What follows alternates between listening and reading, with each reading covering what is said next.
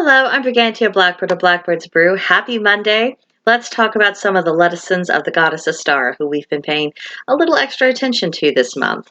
So, to begin with, if someone has the power to rejuvenate life, then that person has the capacity to wield considerable power indeed. And how that power is used reveals the true character of the person. And it's through Ostara's role in bringing spring that we can get a glimpse of who she is and what she has to teach us. Ostara brought light to darkness, warmth to the cold, life from death. And this has gotten me to thinking about the nature of healing and asking the question of how often does healing involve the straightforward reversing of conditions? I seldom think about healing in such a simplified way, but at the end of the day, once we get past all the details, that's exactly what it is. If it's broken, mend it. If the wound is open, stitch it closed. Get moving if you've been too still. Slow down if you've been going too fast. Reverse the conditions, and then balance is created again, and you have your health restored to you. And speaking of balance, I've come to realize that what constitutes balance will look different depending on what's called for in a particular moment.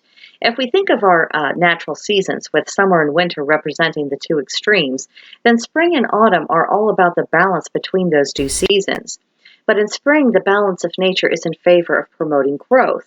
And in autumn, the balance in nature is in favor of helping the reaping and the harvesting process. And as we go through our lives, what's going to make our lives balanced is going to reflect what season our life is in. And what remains of Ostara's mythology also demonstrates her compassion for the world in general, and even for, the smaller creatures, very small animals. Nothing was beneath her care or her concern. This tells me that she sees how the larger tapestry of life is really woven together, and each individual thread has its place, it has its purpose.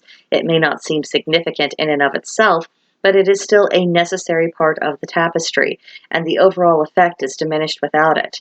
That's a powerful idea, and it reflects how every individual has significance, even when we fail to see how they fit in with the bigger picture, even when we fail to see how we fit in with the bigger picture. It all matters. Now, the mystery surrounding the goddess Ostara is an obstacle, but it's also an opportunity at the same time.